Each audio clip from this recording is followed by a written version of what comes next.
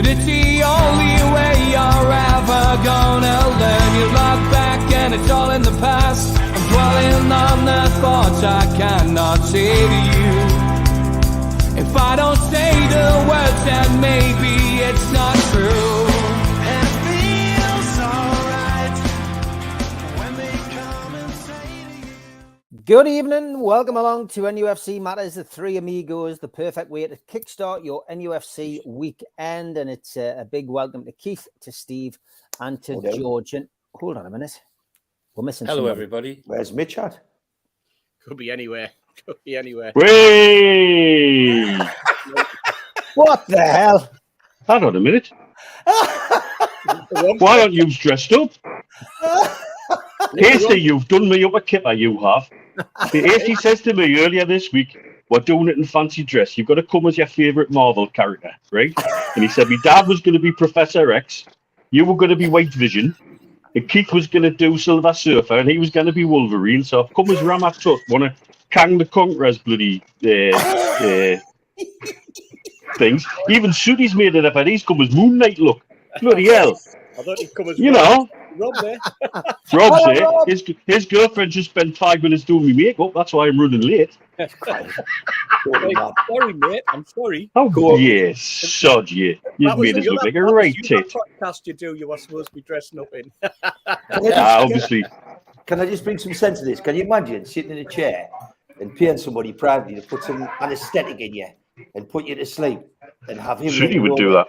Having him doing your teeth. Can you imagine just saying, look, I trust him. It's my love and dentist. Guess what? I'd stop myself in the chair. Well, I tell you what, it's a good job this podcast can bring a bit of humour to the proceedings, because there's been absolute carnage on social media. I got the wrong end of the stick when he was saying we were going to talk about the football pyramid, you know. Tut. Fantastic, mate. Well, really good. And it was good to see that you made the effort with Sooty as well, mate. I know. Well, the Sooty said, he says, oh, well, if you're going as Ramatut, I'm going to be Moon Knight, wrappers and bandages. It's great. He's done a good job. I find it a bit worrying, Steve, that Ramatut carries around Sooty with him, like. Yeah, well, just little things, please certain people. You know, these laps of budgie smugglers fantastic in an early date. Absolute classic. All right. Too much for one night, probably.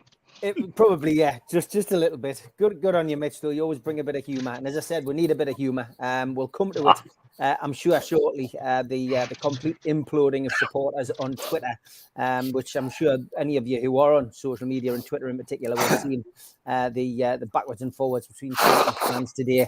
Yeah, United, I don't bloody think so. Keith Patterson, good evening, mate. And let's start with something a bit different, something that doesn't concern our club directly.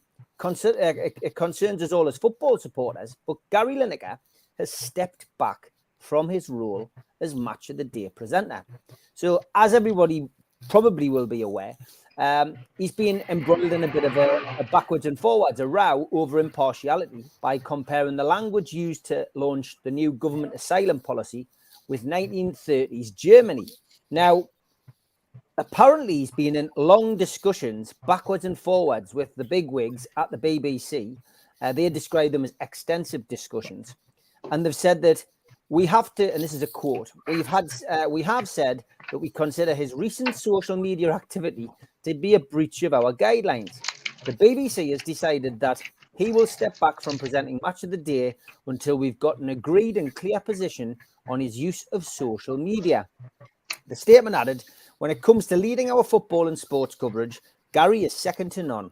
We've never said that Gary should be an opinion-free zone or that he can't have a view on issues that matter to him, but we have said that he should keep well away from taking sides on party political issues or political controversies.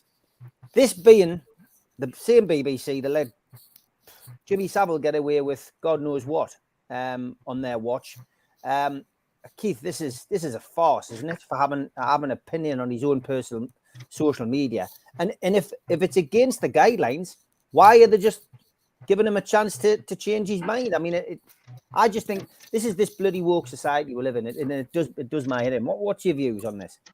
I think day to day, when things happen, we're all nervous about saying what our opinions are. And social media, take Twitter, it's like a moving target. Anybody who doesn't say something is politically correct. If you have your own opinion, it's shut down by people who share a different opinion. And there's a lot of people use social media purely to lobby things like political matters. As far as I'm concerned, if you're talking about politics, religion, or families, you're on a loser because you've just got a minority opinion, whoever you back. Gary Lineker carries a role of responsibility. So Gary Lineker's got to be seen as being the impartial person out there and a figurehead. So if Gary Lineker says A, then B's and C's are going to shoot him. And he knows that, and he knows when he's put it out. And he said some things this week, which I think some sound quite normal, but he is in effect attacking the government. And it's an unwritten rule for people who are political figures on television or presenters to stay out of things like that. So I don't think two wrongs make a right. And if the BBC massively gooped in the handling, say, of the Jimmy Savile scenario, we know that the BBC just put out there what the party in power want them to put out. There's many, many times through the takeover, the BBC weren't interested in it out there. But in case of Gary Lineker, I'm sure he'll come back, and I'm sure. Will he? I mean, it's like, will you sell your backside? Will you stop personally having an opinion? And if you want your job, I guess that's what they say to him. So if he comes back, I'll be curious under what terms and what he does say. He might think his job's worth more than that. He might just close all his social media down. But speaking in public, you've often said it, Steve Wraith, speaking in public, putting your head above the parapet, you will invariably get shut down because the public, they don't just have, think of Newcastle takeover, 99% wanted it. It's the 1% who are the most vociferous. If you think of a bloke called Gerald Ratner, if you go down the high street today, where's all the Ratner shops gone? And what that bloke was guilty of, he was so arrogant and full of himself, he thought he was so good, he just turned around and said, well, our stuff's crap. And he was telling the truth. And he was so convinced that what he was right. And I think Gary Lineker might be himself. I mean, I saw a video this week of people that were allegedly given free hotels, free drink, free food, and they were all in Ladbrokes betting shops. There's a video going around, and the place was full of people supposedly seeking asylum that were just gambling away. Now, there's two sides of a coin. How do we know it's true? Who did it? Who set it up? But that's one side of the lobbying. That's one side of it. It's probably agreeing with Gary Lineker. The other side of it will say, well, no, Britain's only taking their quota. It's just an area. I mean, Gary Lineker, remember, is supposed to be heading a football programme. He's not head of politics for the BBC. And for me, I'm sorry, I just think he'd been best keeping out of it. You know, there's been a lot of comments about him and take all the incoming ships at Dover to his house, and it just never stops. It never stops. And everybody colours the argument to suit them. And they always say in every argument, you know, there's three sides. There's your side, my side, and then the truth is somewhere between both of us. And for me, I think what Gary Lineker has done, he's ventured into an area of politics. I think it's a dangerous area he's in it now. And I think that he'll have to concede something for him to go back on the box. And the BBC will probably have to concede something as well. But when you say, Steve, it's bizarre, but what is he? Is he head of incoming refugees, or is he head of customs and UK ports, or is he head of match of the day? And that's where the argument's got to start and end, because when you start getting an area, I just refuse point blank to get involved in religion. I refuse to get involved in politics. I just think it's, you know, I think it's just so tainted with individual views. But Gary Lineker has gone past that. He's decided to have an opinion, and it's a strong opinion. You know what I mean? It's took the whole country by storm, his opinion. And there's more memes going around with Gary Lineker and boats and this and that, that he must know what he's going in for. Is he right? Who knows? Is he wrong? Who knows? I mean, I guess your opinion, Steve, is probably right. You're allowed to have your own opinion outside your job, but maybe his personal opinion expressed publicly contradicts his job on the terms of his employment. So I mean, this isn't the first time it's happened, Keith. This is like multiple occasions that he's done it, and I think I think comparing his rhetoric, if you like, or his tweet to rhetoric that was uttered by the Nazi Party back in the 30s in that horrendous time that we saw in World War and the Holocaust, etc.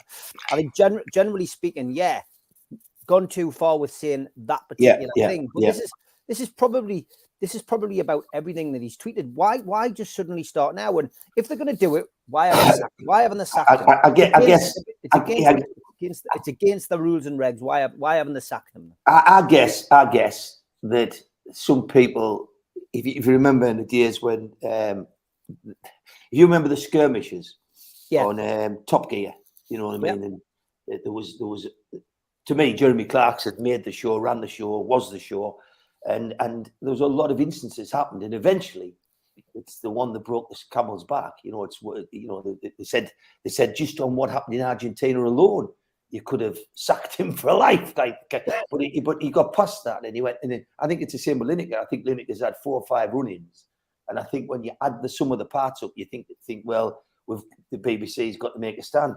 For me, if you want the truth of the BBC, turn the channel, because they'll see anything. And it's so politically driven that I don't tend to watch it. But Lineker must have felt he was edging towards the edge of the cliff. He must have thought he was pushing the ball as far as he could.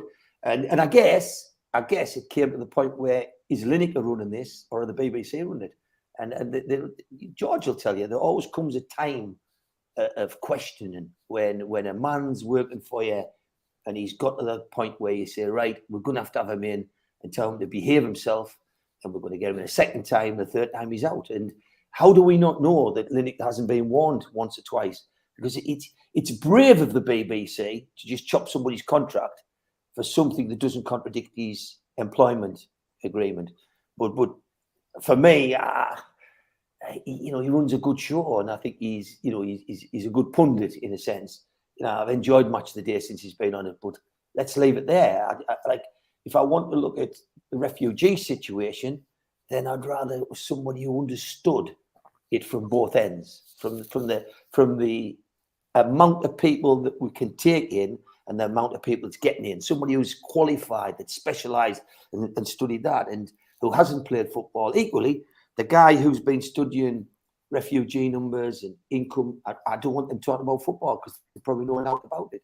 It's a dangerous area. It's dangerous to venture into an area you're not qualified in, and to do it under the guise of your reputation. And if they say the top man on Match of the Day is dictating the government and the policy, then I'm sure the BBC will have done this with lawyers, and they'll know what the contract is and where it lies. So I just think it's just.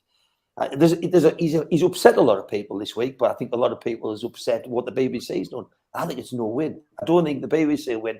I don't think Gary Lineker will win. I think it'll all end in tears. And we'll all end up losing because it'll be Jermaine Jenis or Alex Scott suggested bloody presenting it. And I've got to be honest, I do enjoy Gary Lineker and Alan Shearer and Ian Wright's crack on the programme. God help us if it's Alex Scott or bloody Jermaine Jenis. I'll be sick. George, what's your take on this, mate? Yeah, I'll unmute you, George. I muted you when your phone rang. Go for it now. That's all right. I've switched it off now. The first thing is, Gary Lineker is one of a rare breed. He's a highly skillful, top-rated professional who, as a pundit, still speaks sense, football sense that I can understand. And that's a rare thing these days. But the BBC, of course, they choose when to get upset. This is the same Gary Lineker that every time we went to the World Cup at Qatar was reading statements prepared by the BBC about human rights in Qatar and being allowed to do it and being encouraged to do it by the BBC. Same Gary Lineker. And the other worrying thing for me is Gary Lineker has been accused of all sorts of things, all he said was about the language being used. And for the last 10 years, this government's been using language, which is horrific and does very much mirror the language being used by in the 1930s in Germany. And it's all documented. If anybody wants to compare notes, it's there to see. The other thing is that there's a theme here across sport and personalities. Look what Formula One have done to try and put a muzzle on Formula One drivers, and Lewis Hamilton in particular, not allowed to make comments about this, that, political things and about racist things and all that sort of thing. When's it going to stop? We're now getting to the stage where people can't have an opinion outside of what they're doing. The reaction to the BBC and the reaction of some of the people that are talking about it made me shudder a little bit, because I'm trying to think how long ago it is exactly. About 12 or 15 years ago, I once told the Home Secretary that he was talking bollocks on the basis of what they're saying about Gary Lineker. I'd be in the bloody tower today. Well, that's where you're going with this, you know. Well, can you remember the dangerous dogs legislation? Kenneth Baker was the Home Secretary. I don't mind mentioning him because he'll remember me, because I remember him. And he called all to a meeting that he was going to announce something big that would get rid of this dangerous dogs problem. And what he announced was he was putting the maximum fine up from about £50 up to £5,000. And he gave this long diatribe about how good that would be. And I then learned that some of the things my wife used to say about me were true. That when I was thinking about something hard, sometimes the words I was thinking would go across my lips and I didn't realise it. She always used to say to me, you cannot lie, because as soon as you start thinking about the lie, I can see it go across your lips. And I was sitting at the opposite end of the table to Baker, and the words went across my lips, and he seen us. So, and he said, Mr. Mitchell, you've had something to say about that. Are you going to share it with us? I said, I'm Home Secretary. I'm not sure you want to know what I've said.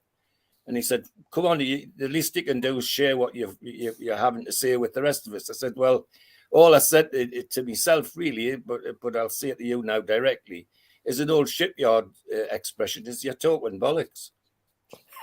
and he said, well, why is it that? Why won't it cure the dogs? I said, look, I come from an area where part of the people who come to my court come from the Meadowell. And if you find them more than £50, fine them £100, they'll just go to Durham for a fortnight. They won't give you any money. They'll just go to Durham for a fortnight. So you fine them £5,000, they'll go to Durham for 3 months, and that'll cost you 10 times what the fine was going to cost you. That's not saving anybody any money. Anyway, we got over that. But that's, for me, when I heard this is where we're heading. When can you say something that's is not opinion, and even if it is in your job, it was a personal thing on Twitter, and that's where it should have remained, in my view, because the government's enjoyed turning it into something worse than that. Never mind the BBC. It's being blown up. I hope Gary Lineker wins. That's my view, because otherwise, there's a lot of people in all sorts of sports going to be told to keep their mouths shut. And as I say, the Formula One's already having a go by telling Lewis Hamilton and others, you can't talk about this, you can't talk about that, otherwise you'll be fined. It's all terribly sad. It is the honest answer. And if you want to look at the figures, Lineker's figures about migration and the number of immigrants that we take are absolutely right. In terms of Europe, we're bottom of the list. We're bottom of the pile. We don't take anything like some of the other countries take. Germany, France, Greece even, Spain. I'll get another personal example. One of the times when Marge and I were in Greece, the Greek government decided to have an amnesty on illegal immigrants in Athens.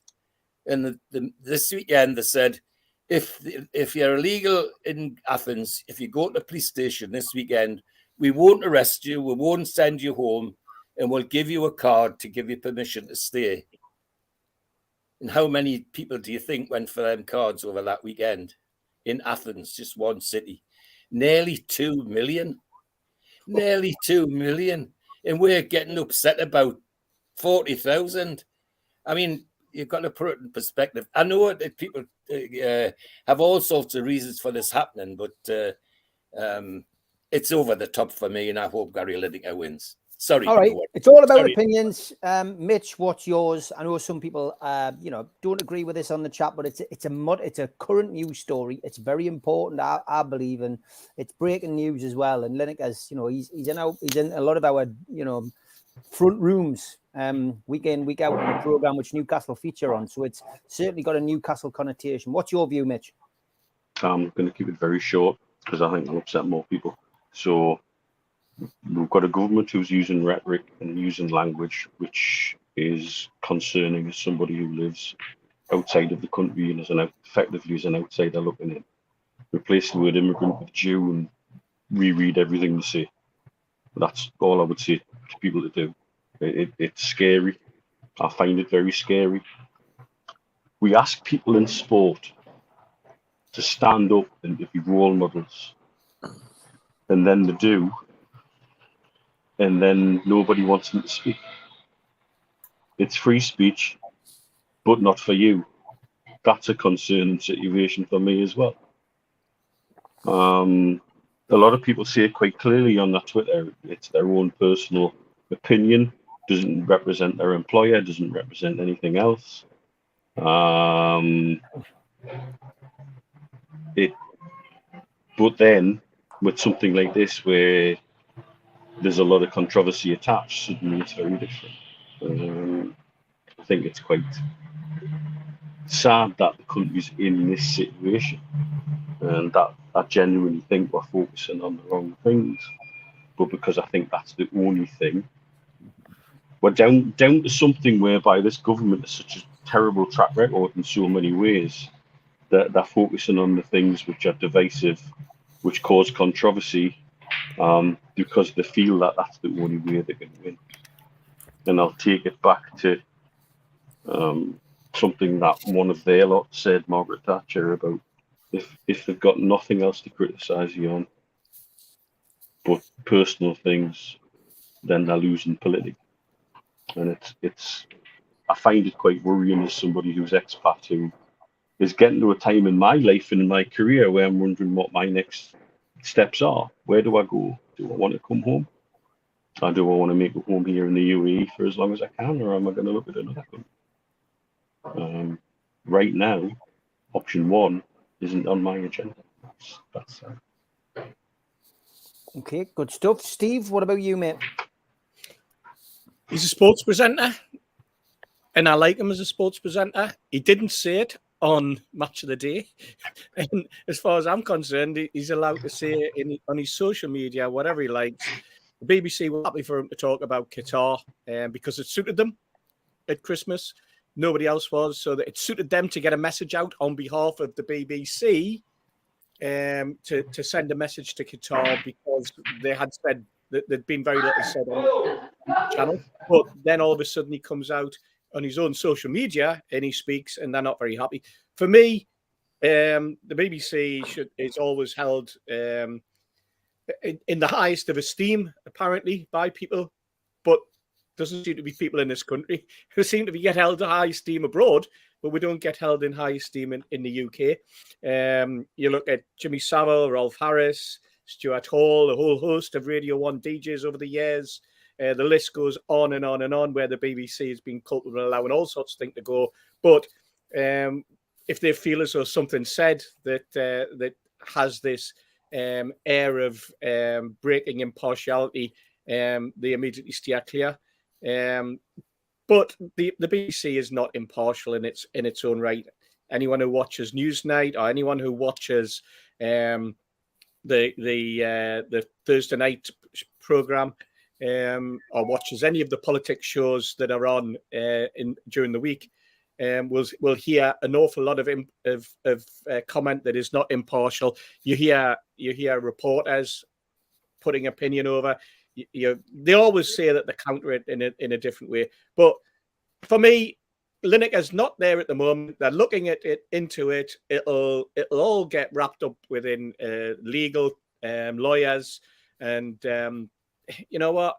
Let's just get back onto the football. I know it's an important issue for very many people, but I think, as Keith said right at the very beginning, it's a hot potato like you've never known when you start to stray into an area that you're not Stay out of it. with. Let's get back to football. Something else that I know out about. I've got to be honest, lads. It's going to be one of them nights, I think, because there's so much to debate, and a lot of it is, it is political. We'll have a look. As always on this show, we always like to have a bit of a laugh. So let's break it up with tweet of the week.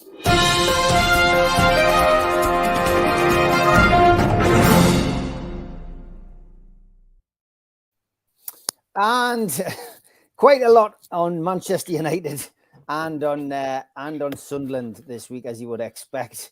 Get the yellow and green scarves. Plenty of these gifts. A good friend of ours there, Miguel. Jesus, not very happy. We need new owners who are willing to invest in the team, not like the paltry 1.1 billion the Glazers have spent. Incredible. Absolutely brilliant, Paddy Power. Zara sent me one of my own tweets as tweet of the week. When I sent that to Melly. 7 up. Melly took it in good form, as you would imagine. Simon Bird, big walkout at the Stadium of Light as Sunderland go 3-0 down after 57 minutes as ex-boss Alex Neil returns to Wearside with Stoke. Dwight Gale celebrated, creating the second extravagantly. Dwight Gale has made it 4-1 and enjoyed that too, celebrating in front of the Sunderland fans. The referee asks stadium announcer to tell home supporters not to throw any more missiles. I've got a confession to make. I was there. Yes, you were outside. Aye, Steve. Yes, he was there. I was there. Was When it I walked in with 20 minutes to go. It was. As everybody was walking out. Well, who did I bump into walking out? But one of their ex-managers, for God's sake. Absolutely brilliant. Unbelievable. Scoreboard guy at Ellen Road puts himself in the running for the 1981-82 Nobel Peace Prize for this act of futile optimism during a home fixture against Newcastle United. Please behave. Yes, very good. Thanks for that one. 2 years ago today, this game was so bad they probably considered cancelling the entire league season. Anyone remember? This one has deepest sympathies. West Brom versus Newcastle. Big Sam against Steve Bruce. A lot of hard work went into Mackem Tappers this week, didn't it, Mitch? Unbelievable, this. Probably more than it should have done, really. That's what happens when somebody cancels a surgery and I'm bored. My mind wanders sometimes. Cheesy chips, Kerry and chips, massive club sandwich, Wee's Keys, Ari Mara, and Ket for after. Very good, mate. Very good. Some really good stuff on there. If anybody wants any Mackem Tappers, contact Mitch at his usual Twitter account. NUFC threat level. I mentioned a pair of hoof coaches yesterday. If that's your bag, nice of them to announce it in Geordie. Club Bruges announcing that Scott Parker is no longer hoofed coach Van Club Bruges. Very good. Took a while for a few people in our WhatsApp group to get this one, but I did. Newcastle man demands paternity test after son says he's cold.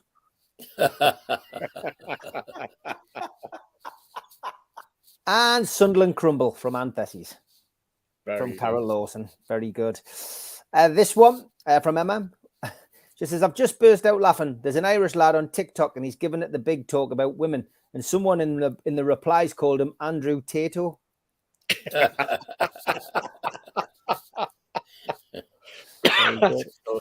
Graham, this one, name the one game that gave you this reaction. Graham Fenton. It's not a game, G. Perlo. That's a person, but we'll get you a point. You do not get beat 7-0 at Anfield if you're Manchester United, says Gary Neville. Cara, you do today. Gary Neville, do one. Good banter between them, to be honest. That was from the Gunners. It was. Fire and Skill, a nation of dancing, idiots on adverts, sell your car dance, buy £1 million kitchen dance, had a cheeseburger delivered dance, had specs posted through the letterbox dance, fell through a glass roof dance, just been burgled dance, just being chased by the ICF dance. Fire Skill was on one this week. Since joining Liverpool, Mo Salah has more yellow cards from celebrating goals against Manchester United at Anfield than Manchester United have goals at Anfield. That's a great stat, isn't it? Absolutely. That's true. That's crazy. And this one is up at East Shore Village in Seaham, apparently. Alec Litterus and Alf Hookham Hall, your local marriage guidance counsellors.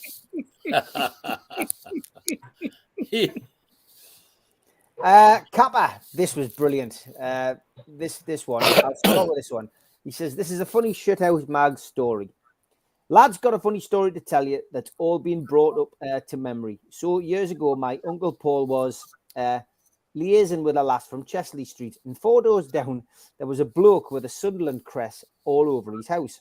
So back in the day, when the two were in Europe, my uncle would send him a postcard from every place that Newcastle played in Europe. My uncle had never met him, so he must have been going to work or pub accusing loads of people. Anyway, years go by, and loads of postcards are sent.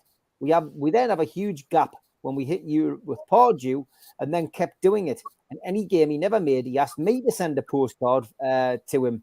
And I've just found an old picture from it.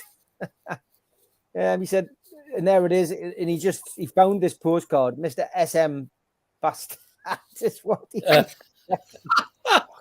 That's an absolutely brilliant wind up. That the bloke never had a clue, probably still doesn't either. And if we get back into Europe, it'll start again. When I complained to Amazon about a missing parcel, he asked me to send some photographic evidence.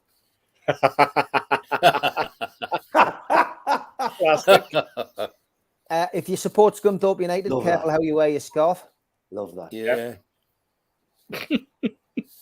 And fugitive alert. Merseyside Brilliant. police are looking for Ronnie Williams Jr. of Scotland Road for fraud. He's convinced 3 local churches that he's Ed Sheeran, and even went as far as performing the Shape of You in front of Christ Community Church last Sunday. When the pastor was asked why he believed the real Ed Sheeran would perform for 35 quid and a sandwich, he said he just assumed he'd fell on tough times.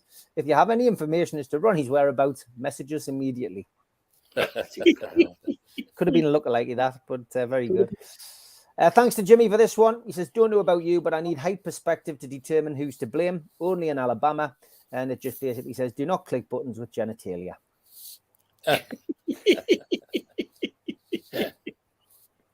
World Book Day went down well, of course. Thanks to Ian Hull for this one. Oh, classic. Classic. And Sunderland bottom of the league in Brains of Britain. Thanks to Jacob for this one. And we do know that Ian likes the Mexican stuff, doesn't he? Mexican word of the day is sheriff. I told my friends, these are my tacos, and I don't have to sheriff if I don't want to. Oh, God. A British remake of Cocaine Bear stars a womble off his head on chocolate hobnobs. Thanks, Ian. And Manchester United, sponsored by the Doo-Doo Group. Doo-doos. Sorry, but who is going to pay for a personalised video message from Adam Pearson? Jesus Christ, says Emily. Adam replies, more people watch me than Sunderland, to be fair, Emily, you silly girl. Nice one, Adam. Well done, Adam. Quality. Danielle Ramayan pointed out that the newspapers and the Guardian in particular had our chairman down as it's Mirdad, obviously. It's not Yasser. So just a complete balls up there. Shows you that, some of these papers just don't do their own due diligence. Can't believe the Glazer family have finally announced the club's new sponsorship. Told you there was a few of these flying around. And this one, bit harsh on Wraithy. It does look a bit like me, Albert, yes. But I stuck this in the Manchester United theme rather than the lookalikes, mate, on this occasion. Hearing that Bruno chant loud, then realise it's coming from the Newcastle end, and your own fans are absolutely rubbish. Coming down to the final few here. This one. Stripping, laying, spreading, nailing and banging. Good old roof medic. Seems to have all bases covered here. But he gets loads of business. I think camouflage is sexy. Really? I don't see it. Oh. Oh, yeah. And my winner this week is this one. Will Warburton, boxer, journeyman. There's 319 beans and 8 sausages in a tin of Heinz beans and sausages. Wow. Wow, Will. You must have had a pretty quiet week, mate. But that is it. I'll say. Was that done in lockdown by any chance? No, That's sort of a proper lockdown thing, isn't it? Done last week. So that's tweet of the week. Keep them coming. We always enjoy them.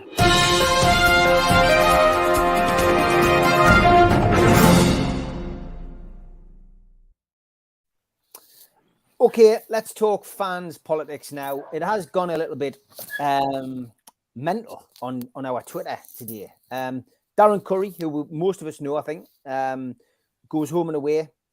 Steve and Mitch shared a room with him in Saudi recently when they were out there, of course.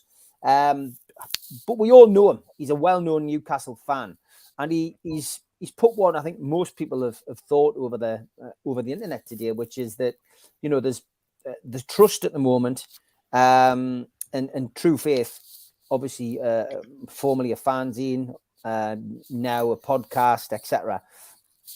Maybe there's too much of a link between the two. We've thought this for a long time.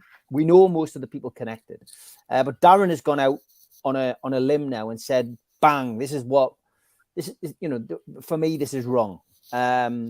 It needs to be sorted out." There has been a reply. I've seen backwards and forwards coming. I know Michael Martin, who's obviously the man who controls True Faith, was the editor of the fanzine for a long time. We know him. We've had meetings and discussions with him over the years. I know he's come back and said, people had an opportunity to run for the trust and they didn't. So the voting has taken place, and the committee is what it is. It's democracy, I guess. But the words coming out of Darren's Twitter today were suggesting that there's going to be another supporters club. Now, for me personally, the more supporters clubs, the better. The bigger, the better. The more diverse. It doesn't alter the fact that Premier League rules state that the club have to meet with the trust. Is it twice a season? Correct us if I'm wrong.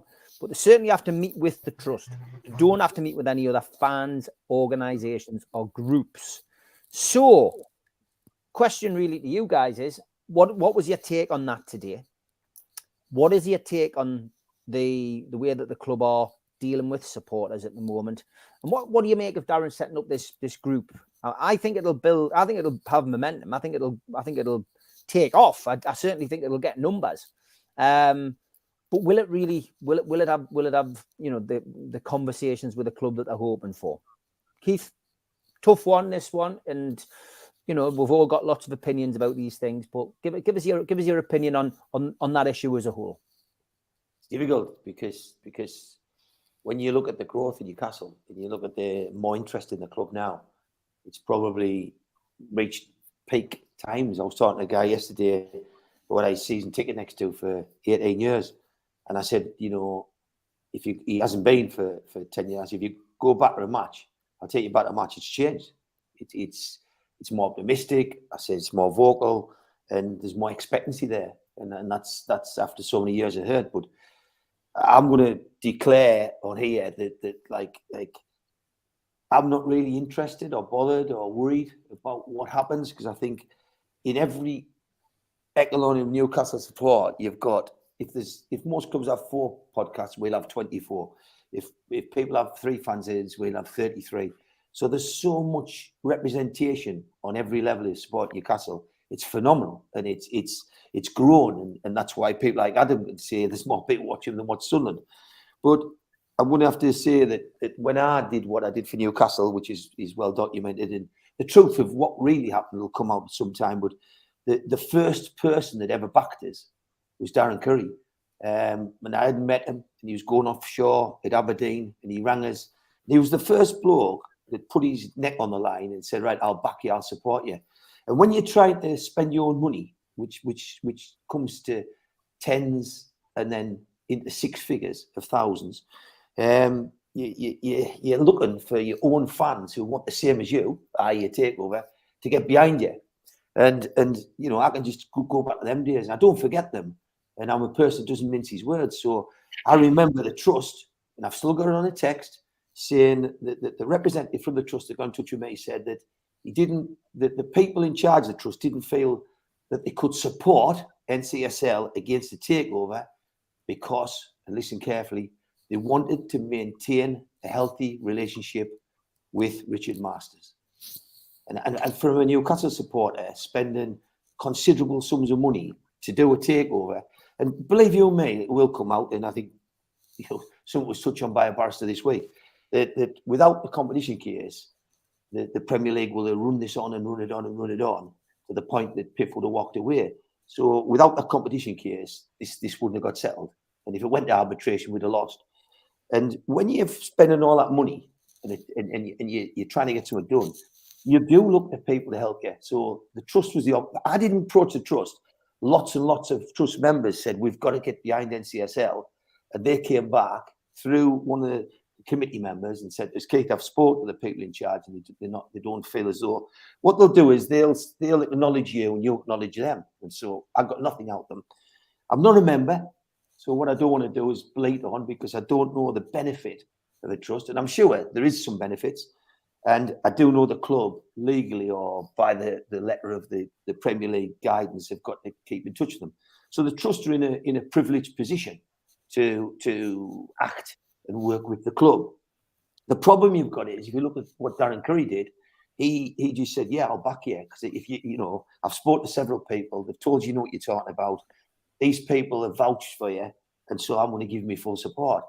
I met him down at Wembley at the Green Man last week, and to me, he was superb. He's just what I call a typical Newcastle fan, someone that I'd stand with in a pub and I'd trust and would want to work with. When you look at things like the Jordi Armada that he did down at Fulham, and then you look at the Green Man, what he did at Wembley last week, he's a man who will always get the normal working fan to support him. So I think anything Darren Curry does, he'll get a mass backing.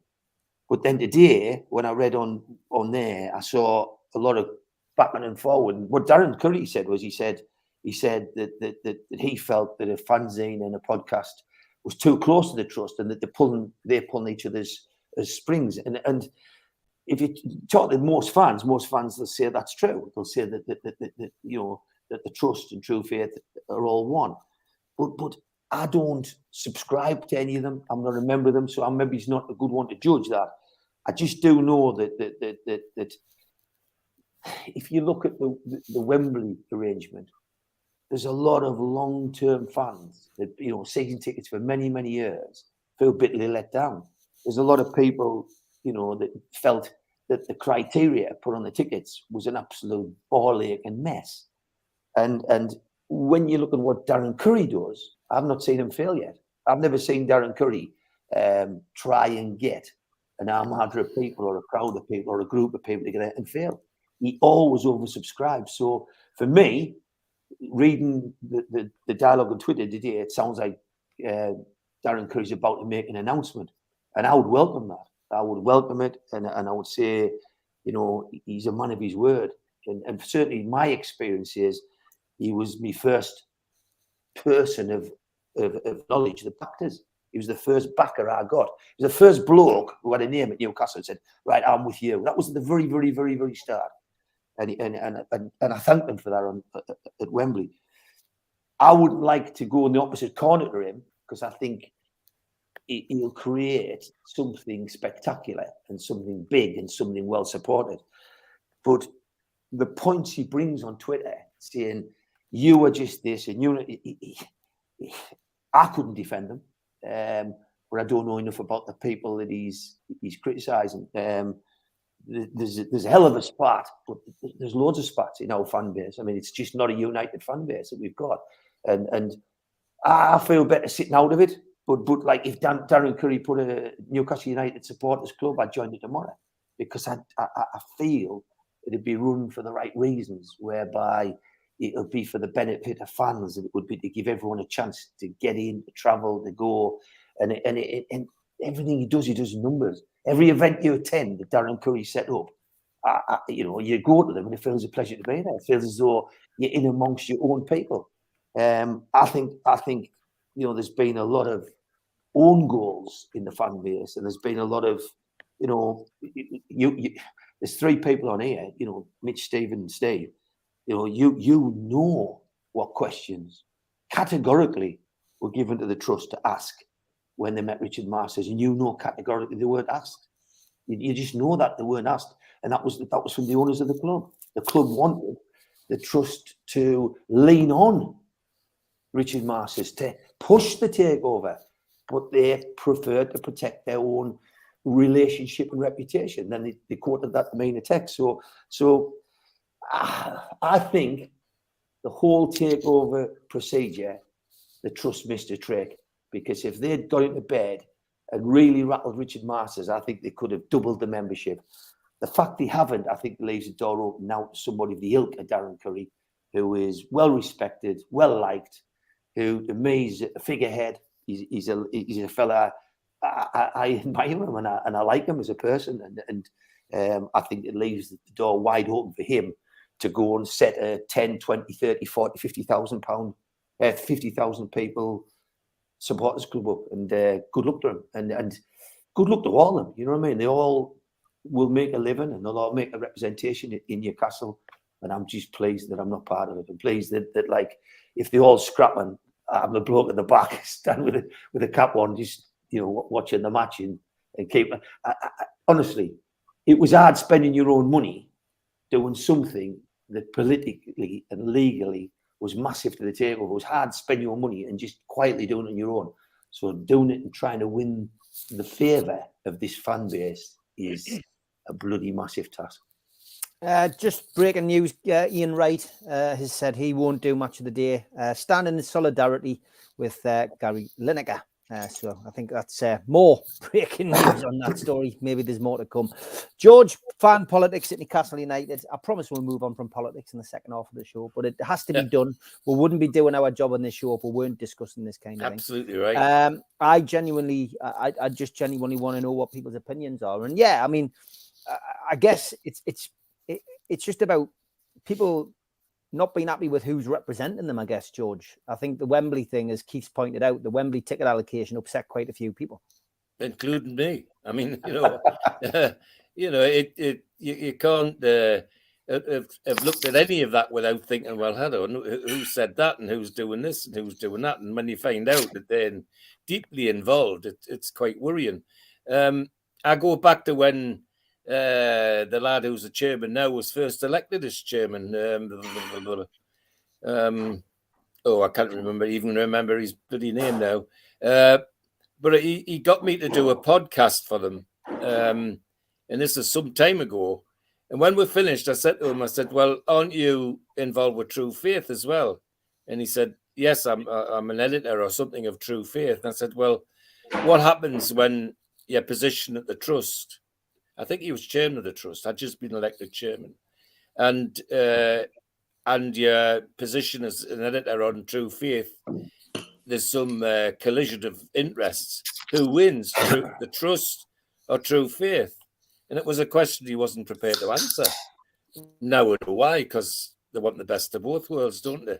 They want the trust there so they can promote True Faith and vice versa. The other thing about it is that it was interesting you saying when the board was elected, Steve, that's democracy. Well, it is in a way, but when you look at some of the standing orders and some of the legal entity of the trust, where people can get elected to that board without even attending a bloody meeting, they can do it all on proxy votes. Well, that's not democracy. That's ridiculous, but that's what they got through, and so they can use it. It's just a shambles for me. And the end of it, of course, was the fiasco over the Wembley tickets. They made what could have been a fairly simple way of doing things into one of the most complicated, where you nearly needed a degree in maths to work out where you were in the queue and all that sort of thing. So no, it's sad that there's there's that kind of argument. The other thing my memory tells me is, and perhaps I've got it wrong, but I don't think I have.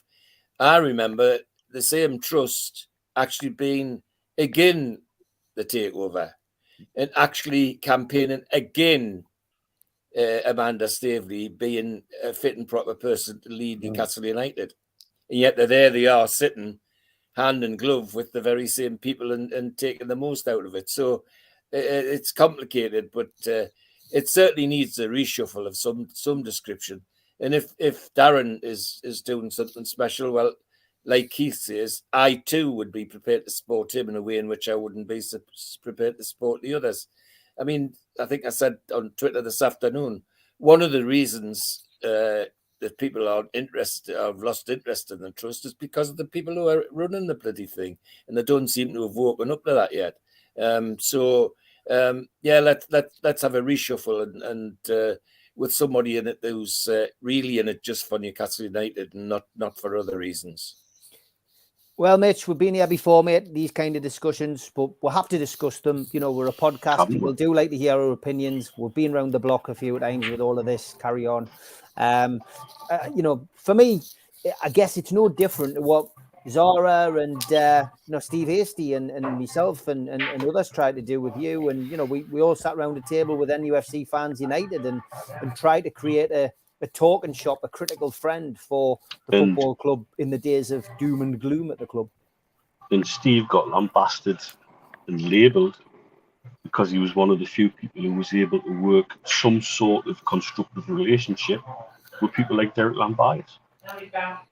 And all we tried to do was keep a dialogue going when there was no dialogue.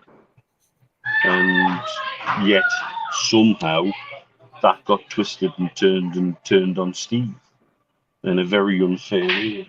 We've said a lot of this in the shows we did a couple of summers ago, and I don't think it's changed that much.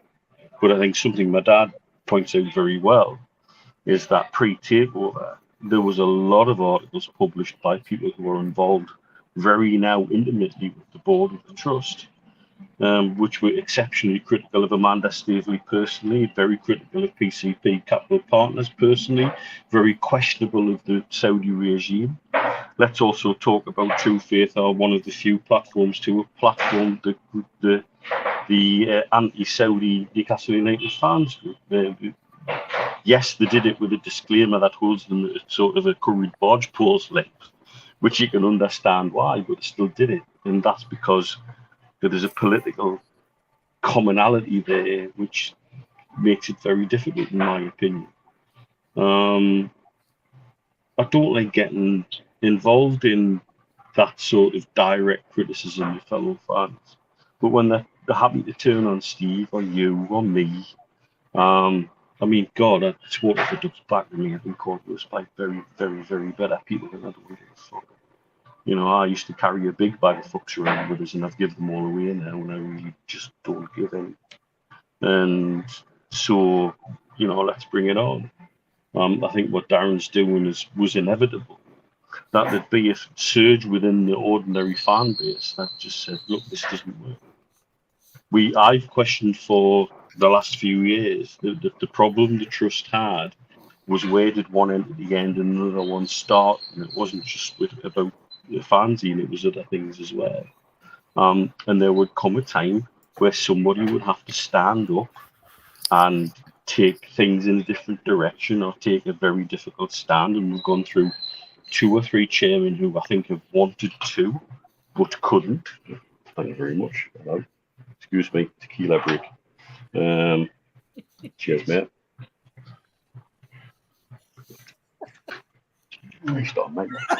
Delicious. Delicious. Anyway, you know, it's gone past a point now where I think certain things are snapped. I think within the fan base there are big characters who take things on, and I think we're all prepared to support anything that anybody's prepared to do. The challenge we then have is what are the club going to do about this? How are they going to interact with fans? Yes, they've got an obligation to speak to the trust, but the trust only at the end of the day represent their members, and we can show and prove historically, statistically, trusts do well when there is angst between the fan base and the owner. When all things are well between the fan base and the owner, trusts peter out. And that's kind of what we're seeing. We're seeing a trust that is desperate to keep their dialogue. Let's talk about the ticketing thing with Wembley. They were giving it the big licks. We're in full communication with the owners, and we're talking about allocations of tickets. And then when the allocations were made, well, no, we just really had things run past us, but we didn't really have that much say in what we did. Well, which one is it? If you're going to give it the big licks and claim that you're absolutely in total conversation with the ownership and that you're fully engaged, you were fully engaged in those decisions, which pissed a lot of season ticket holders off. Or you were never really in full conversation and you were held at arm's lengths and you were making it perhaps a little bit bigger than it really, really was. Which one was it? It's a great point. And I would love somebody to come out and say which one was it, because you can't have it both ways. It's a great point that Neil that you make. You just can't. Keith, you're right. You just can't have it both ways. No, you can't. And I understand why they want to do it. I understand why you'd want to try and go that way. With me and Steve particularly, and Steve after we were involved in the trust, have tried to do things in different ways. I personally get very upset about this because I was one of the founders of the trust, and some of the people involved in True Faith are people that used to be friends of mine, and I can't call them friends. And Not to stab you in the back, son. Well, yeah, but it saddens me because at the end of the day, we all want the same thing. We want to have a Newcastle United Football Club that is a beacon for the region that we all look to, no matter where we are in the world. Now I'm 4,000 miles away. That we want to be proud of, and we want to stand up and say, this is us and we are that.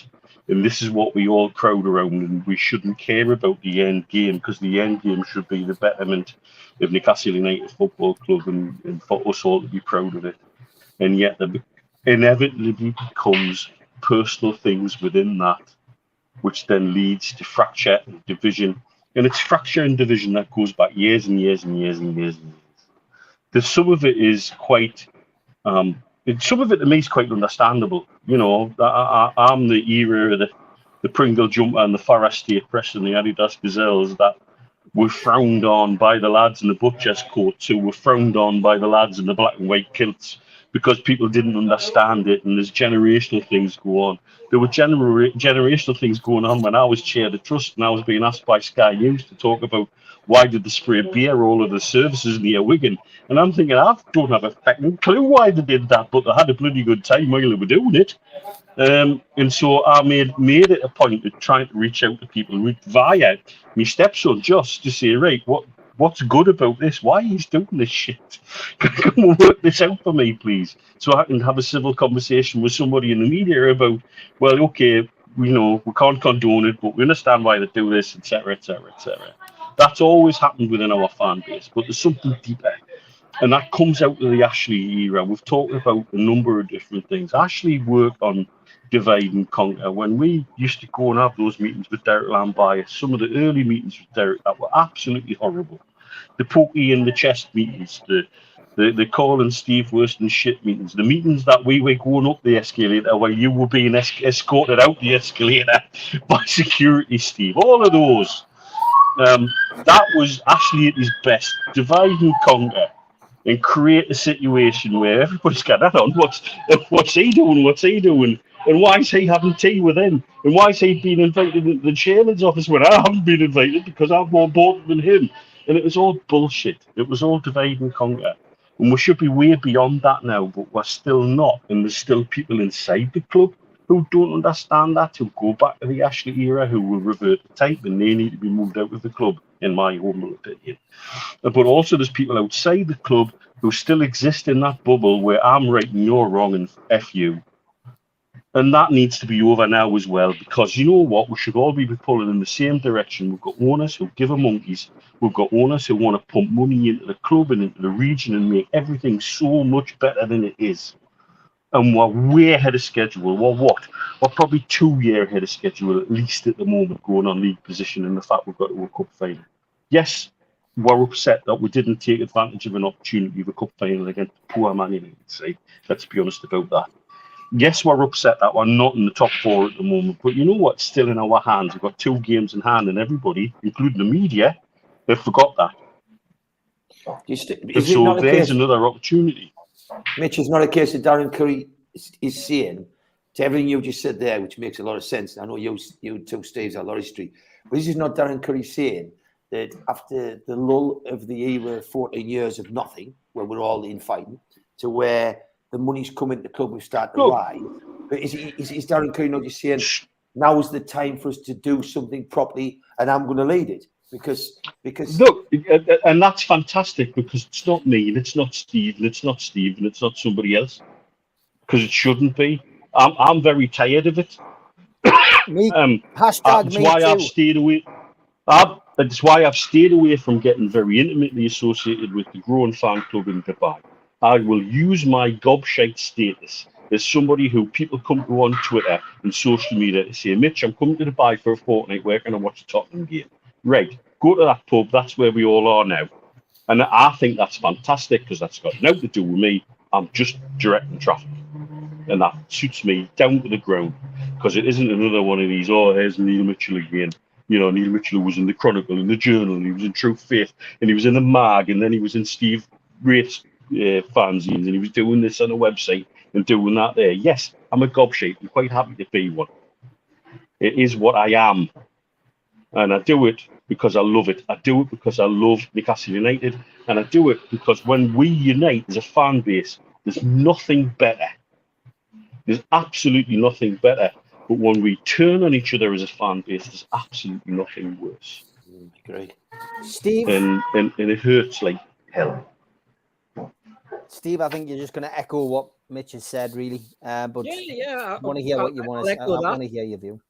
Yeah, I'll echo that. But at the same time, I think if you look at the bigger picture, I think what Darren's saying is, you know, you don't have to do everything through a supporters trust. You don't have to do everything through the window of an official organization that might be politically motivated, that might have dozens of little agendas hanging around the back of it. What I'm dealing with here is I'm looking at all the lads who travel away, all the issues that they have travel. We can band it together. We can come together. We can organise bus trips. We can organise boat trips. We can basically just have a really, really good time, disciplined, controlled, and enjoying ourselves as supporters. And we can do that with the backing of the club and with the support of the club, because the club knows they can trust her. And I think there's an element of that, and I'm using that word trust with a small t, not a large t, by the way. And I think it's a case of, you know what, this is we can do things, we can work together, we've seen what the Flags have done, we've seen how the club can work with the lads at the Flags. Where the away travel, where the people who can tell you what's going wrong. You don't have to put a survey out to find out what's gone wrong at Leeds United when we kind of get through the turnstiles, etc. Just come to us, because we are there, and we can talk openly and honestly about what we're experiencing. We can talk about what we're experiencing at Brentford, or at Tottenham, or at Chelsea, or at Man United, or at Man City, or Nottingham Forest, and so it goes on, because that's what we're out. We can come together, but we can also arrange some really good positive PR for the football club, for the supporters, and doing things together. And I think that's what they've hooked onto.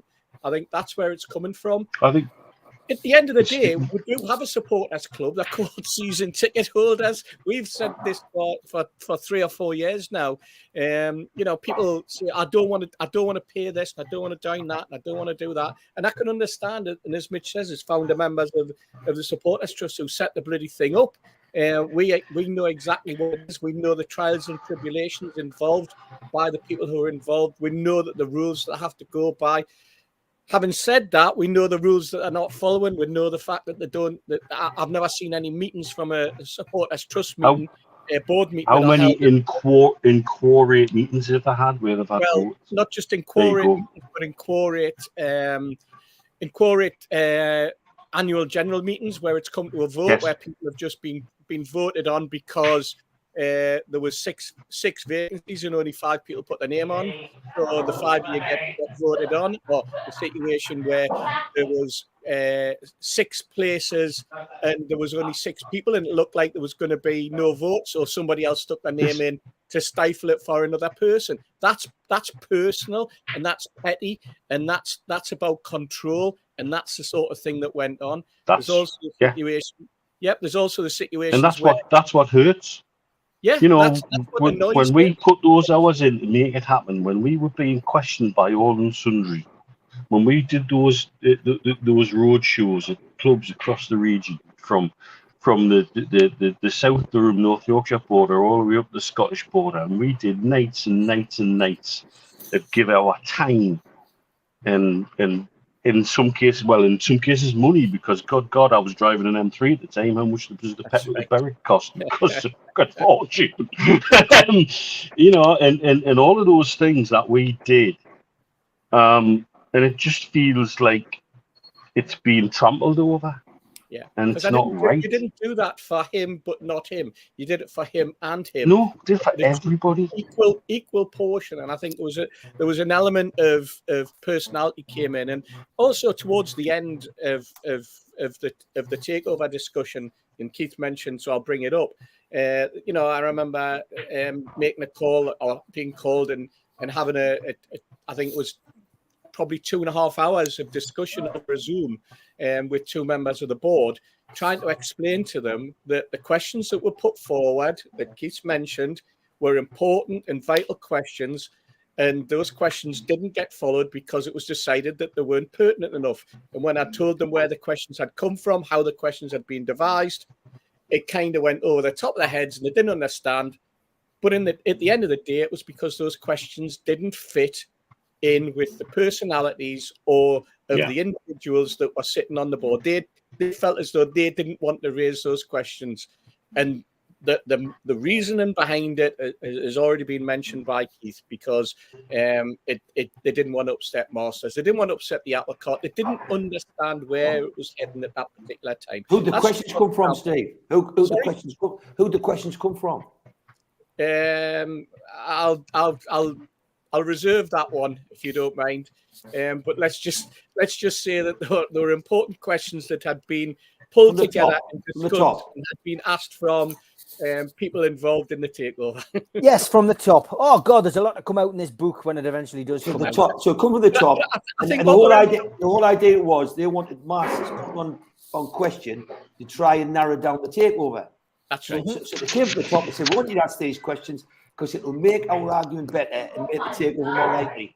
But it was chosen after you put the questions through, we won't ask them because we want to preserve our reputation. But tell you what, there was a hell of a lot of questions. There was a hell of a lot of questions that I was asked to pass over, and not one of those questions was asked, Keith.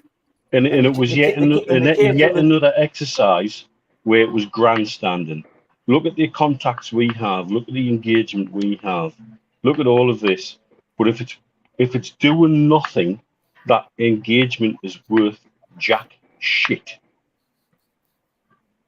And at the end of the day, if we get a supporters club, we get people wanting to do good, as we tried, which was all about, no matter what you thought of Mike Ashley, you still had to communicate with him. If you keep the lines of communication going, then at least that's happening. At least there's an open door there. You know, you're pushing against the door. But when the door got slammed, and there was never anybody willing to step over that line, and we took that up, and we were going week in, week out, month in, month out, trying to encourage the club, despite who ran it. Mike Ashley might have been at the top, but we've always said there were good people below who were trying to work day to day, week to week, month to month, and trying to solve ticking issues. Their stupidity nearly killed the fans for him. Well, it did kill the fans for him. It did kill the fans for him. But that was sabotage from within. Yes, and that's what we wanted to do. We wanted it, and it was sabotaged. And it was sabotaged.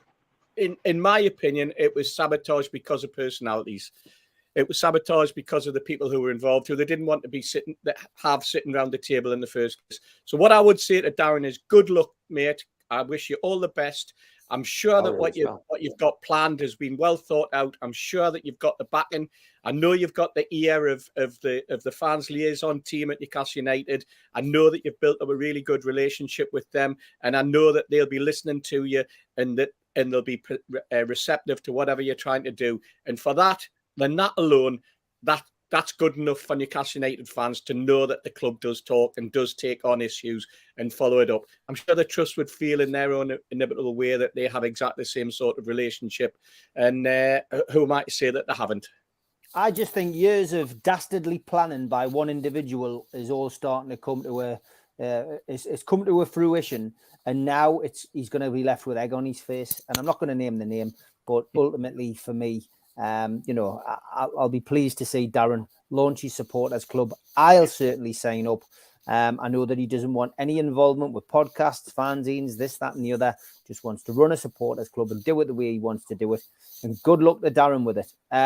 That's the end of the politics part of the show. Because I can see, to be honest, the comments, one or two people, I think PDK left because he didn't want it. He just didn't enjoy the politics side. But you know what? From my perspective, we do have to talk about these issues. They are important, especially when it affects Newcastle United supporters, and especially when you've had an involvement like we have, a very deep involvement with the individuals, with the groups that have been involved. If you want to know about the full history, get into the playlists, look for Newcastle Disunited, Newcastle fans Disunited.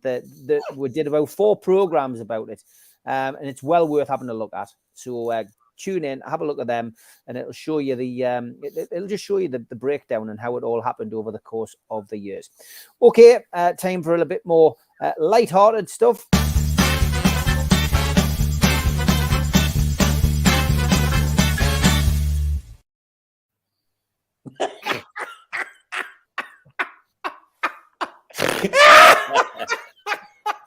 Who has a dog like that now? Who has a dog like that? That's what I want to know. And this one looks like that one looks like a morning after the night before. This one, I've got to say, and Rocky Toon tweeted me this week, and it was a very, very heartfelt tweet. I must find it actually, and I hope you don't mind us reading it out, Rocky Toon. He just said, Steve, me and a few mates love your show, but it is one part of the 3 Amigos that concerns us. He says, the way you've changed the lookalike part. Now, I don't change it. This is up to the people who send things in. Can we go back to real lookalikes, he says? Not, let's see how many animals we can compare to Steve Hasty. He says, I don't know about you, but we feel Steve looks a bit uncomfortable sometimes when it's on. He just pretends he pretends he doesn't. Even one of my friends has started watching the show later, so he can fast forward through that part. So Steve, there's a campaign by Rocky Toon to stop this. So I'm not sure if you're related to them. Anyway.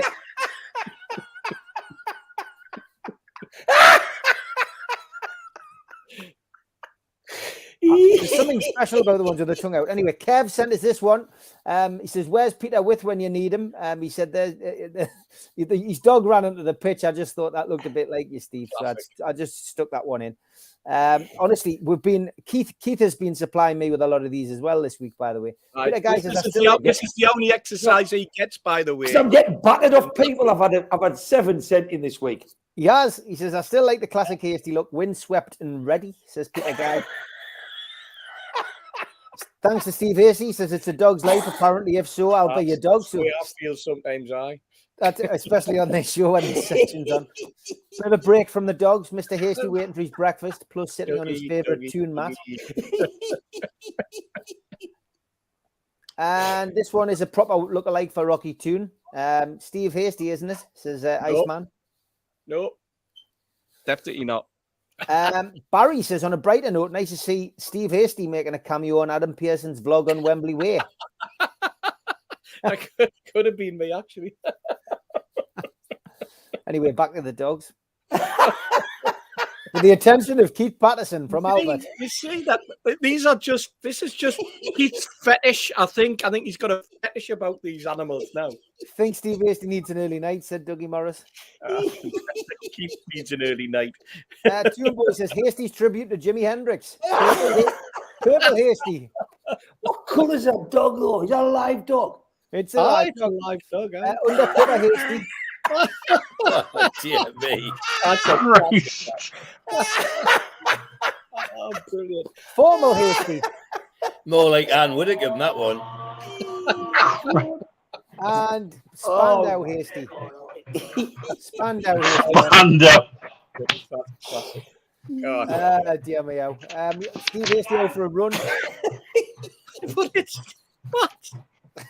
Honestly, Steve, I've never been. Mr. Hasty looking none too happy today, says Phil Hoops. Random pictures of dogs, Phil. How weird. Hasty dog photos from Tom Dixon. Breathe, kids, breathe. Next week's gonna be yellow. I've got to be honest, I haven't had time to upload Rita's. Rita. I was hoping sticking a bloody stupid Egyptian headdress on would divert from this, but it just hasn't worked at all, has it? I was hoping Rita was on holiday. This one was from Stu Penman. See that haircut? Oh God, look at him. This one from Glenn. I mean, I could have done 3 shows on these. I know. Tom Dixon again. Rita, I must apologise. I haven't had time to load yours today, so I'll keep yours for next week. Lee says, I felt a bit bad for Steve Hasty and the dog jokes. Then I came across this, but I can't decide if it looks like Steve Wraith or Keith Patterson. I'll let the panel decide. So who does that look like, me or Keith? Fucking scary is what it is. That's the dog. The vet cut the dog's head, shaved its head, and the dog ended up looking like that. It's like it looks like something. Look at it. It's not right, is it? I think it looks like it's got Keith's eyes. Oh, guilty, my lord. I'll take a recognised double. Grooming old happens. Who's this? Well, that's Steve in the front there, isn't it? Yeah, You know Rocky Toon, who defended you and said, I think Steve looks uncomfortable. When I went back through his messages on his inbox, he sent me this a couple of weeks ago. Oh, Steve Hasty's cup final here. God almighty. Hoist by your own petard. Mitch says a couple of kettle pints of the comes very to pub mind. with Steve Hasty on a Wednesday, maybe. I don't know if I'd look great in that. We're nearly there, Steve. Don't worry. Look alike, says John Whitley. And this one, nice to see Steve's hair could go to good use. Good good pair of pants. Mr. Hasty having fun today in the snow, says Doug. Oh my God! I tell you. And this one from David Cook just sent us a photo of a dog. Said to me that. From stop photo. Last 2, Steve. Here we go. This is my submission, Steve. John Bon Jovi, Steve. I think you look like Bon Jovi. That. That's pretty good. I think that's a good likeness for your new haircut, anyway. Thanks, Steve. Thanks. And this one was the winner for the Hasty part of it.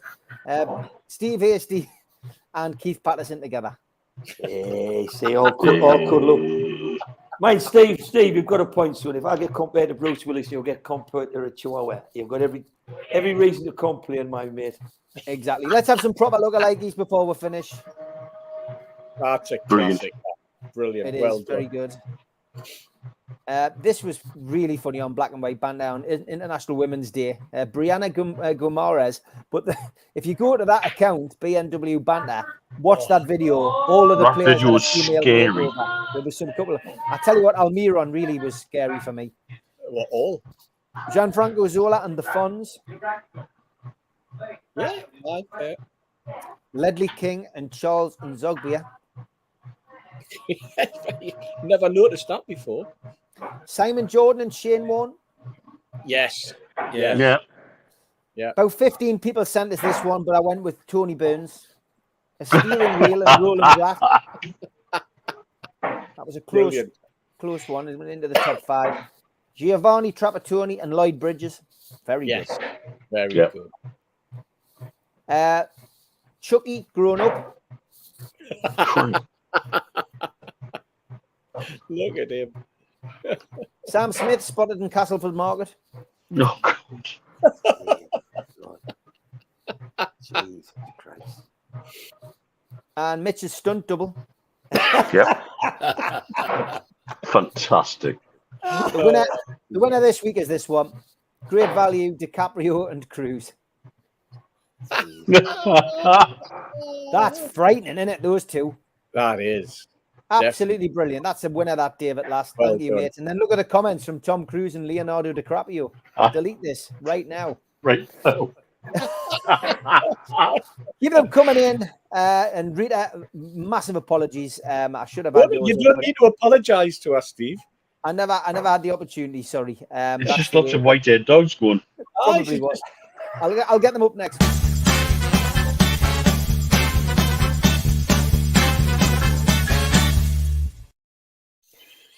Big shout out.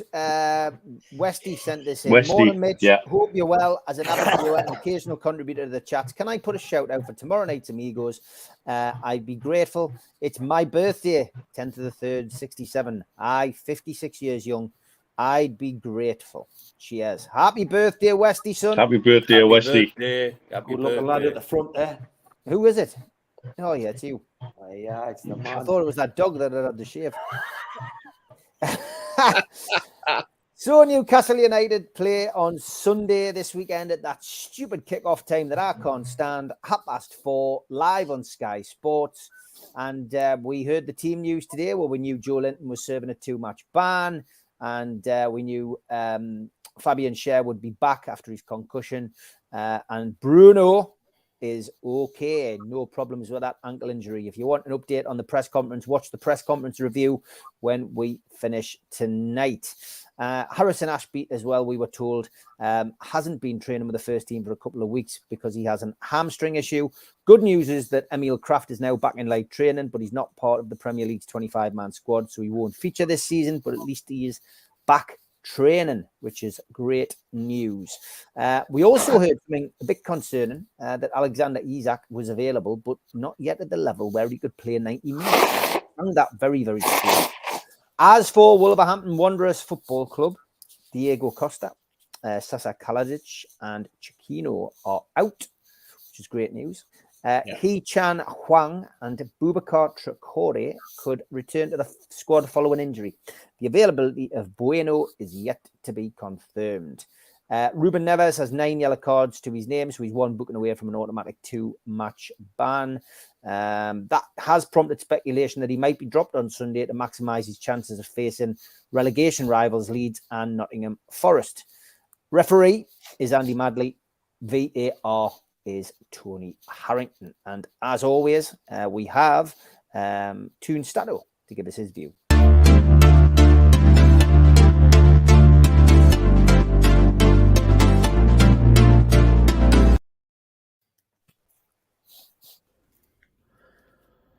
Hello, all.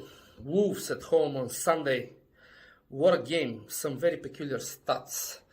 We won 1-0 last season, which ended a run of 5 home league games without a win against them. But the strange fact is that we have played Wolves 9 times since they came back to the Premier League in 2018, and we have scored exactly 1 goal in each of the 9 encounters. As I said, we won last year 1-0 with a goal by Chris Wood from the penalty spot. We have not beaten Wolves in 2 consecutive home league games since 1977. When it comes to players, we know that Callum Wilson is not in the form of his life. Actually, he has played 8 times against Wolverhampton and he has never scored against them. It's his longest run against any club without a goal in the Premier League. Actually, we have lost our last 3 games, 2 in the league, and 2 in the league and 1 in the Carabao Cup final, while we had only 2 defeats in the previous 29 games this season. While Wolves, with Lopetegui in charge, they have taken actually 17 points from 11 games, which is a pretty good return. And overall in this game between Newcastle and Wolves, in the last 15 games, 10 have ended up in a draw, and most of this, as you well know, has ended 1-1. So let's see what happens on Sunday. Me personally, I believe that we will win it. Away the lads, and we are back in the battle for Champions League. Next up, Toon Tipster.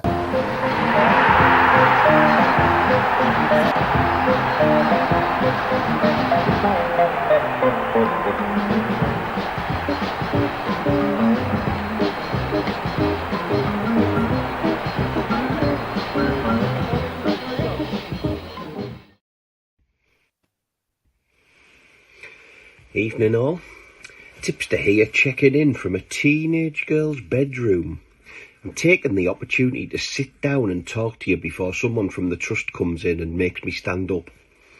It's nice to be talking about football again after another week of superfan bingo being played out beautifully on social media for us all to yawn at. Sometimes we actually forget there's a game in there, with Eddie's men hosting Wolves on Sunday for a much-needed stop-the-rot session. The bookies are a bit more confident than I am, with Newcastle being huge favourites to win at 13-20. Based on recent form, the draw is a tasty 11-4, and the away win is a massive 9-2. Potential money to be made there, though, if Eddie hasn't quite managed to find his strikers again this week. Ironically, though, goals are fancied, with just over evens being offered if you think there'll be more than 2 in the game, and both teams to score is also the same price. 1-0 Newcastle, 11-2, 2-0, 13-2, and the penman is 16-1. Not bad, Stewie.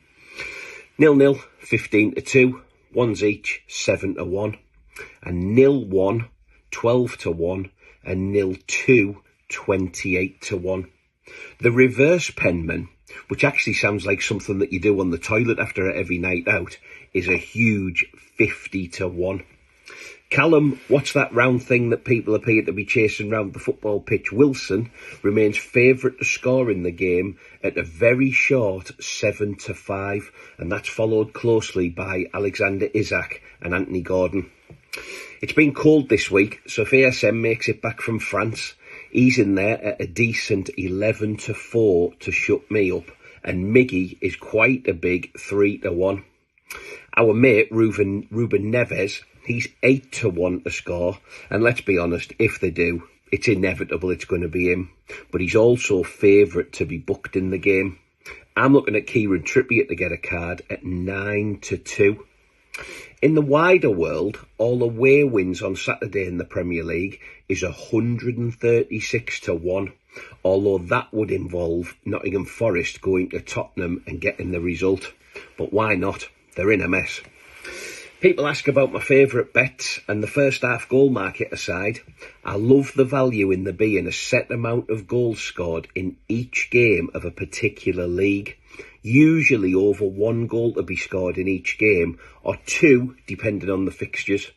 This weekend, for example, over 1.5 goals in each Premier League game is 11-1, 42-1 in the Championship, that's starting tonight, 38-1 in League One, and 50-1 in League Two.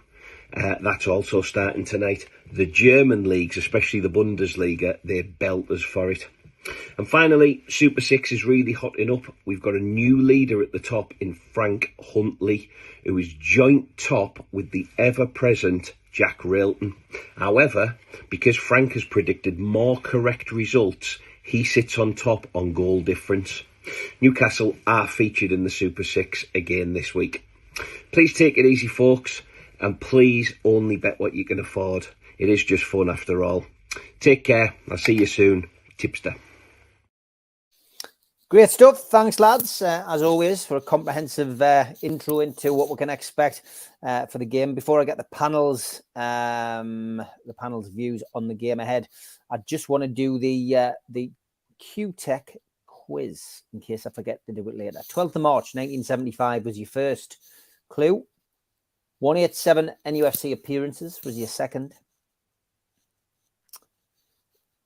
Your third was Tunbridge Angels. So your fourth is this. The player suggested in previous clues has a middle name. What is it? First person to get the correct answer in the chat. John is watching now. and John will announce what the prize is in due course. Keep an eye out, John. Over to Keith now, though, for his views on the game ahead. And let's just talk about Isak first, Keith. It was an interesting comment, that, wasn't it, today, about Isak, that he's not 100% fit. He keeps pointing to the concussion injury that he suffered. And he always uses optimum fitness levels. He uses a bit of football speak, you know, when he's asked about certain players not getting the opportunity to play. And the press pushed him on Isak starting. Was he going to start? He's never going to give it away. But what's your view on the Isak situation, first of all? My view on everything is that there seems to be some straight talking coming out of Newcastle at the minute. And then when you saw that Fraser was banished to the kids, rumours that circulated was that he'd had a bust up with Trippier in training. Whether or not that's true, who knows? That's what the common rumour was. But it was put down that I don't know, as though Fraser was disinterested. And then you get a statement today about Isak not being ready. And the next question I would ask in return, if I was a reporter, is, well, if Isak's not ready, is he not more ready than Wilson? Because at the minute, you know, there just seems something missing. And not being a coach or behind the scenes to know enough, just a fan, I would say, well, has Wilson been ready since the World Cup? You know, is it 1 goal in 14? So he hasn't scored against Wolves in 10 games, and hopefully tomorrow he'll get a hat-trick if he plays. But for me, I think that Newcastle need to go back to the high press. I think you've got more chance of that high press with Isak than Wilson. I think because he looks fitter. Wilson doesn't maintain the high press. I've always been a supporter of Maxi. I don't think he maintains the high press. So if I was trying to go back to what made us good and what got us here, I'd be putting the forward line of like, Gordon, Isak and Miggy, because they all are highly energetic, high pressing players.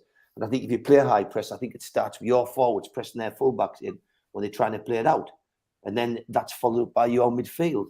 I also think that you know, people are critical of different players we've got. I've heard criticism of Dan Burn lately, who I think's been an outstanding buy.